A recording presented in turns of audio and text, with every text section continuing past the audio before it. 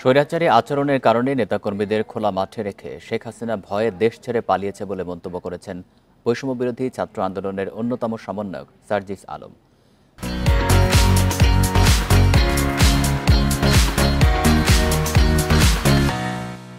শুক্রবার রাতে পঞ্চগড়ের আটোয়ারীতে রাসমেলার উদ্বোধন শেষে তিনি এই মন্তব্য করেন। এ সময় তিনি জানান, শেখ হাসিনা গত ১৬ বছর ধরে খুন গুমের রাজনীতি করেছেন। তিনি প্রশাসনকে ব্যবহার করে বিএনপি জামাতে নেতাকর্মীদের ওপর অত্যাচার করেছেন। দেশের মানুষ যখন প্রতিবাদ করেছে তখন সে পালিয়েছে। এ সময় তিনি সুষ্ঠু ও সুস্থ রাজনীতি করার আহ্বান জানিয়ে বলেন, শেখ হাসিনা ও তার দোসরদের থেকে শিক্ষা নিতে হবে। রাজনীতিতে যারা অন্য মতাদর্শের নেতাকর্মীদের সাথে অন্যায় করবে, ভবিষ্যতে তাদের অবস্থা শেখ হাসিনার মতোই হবে।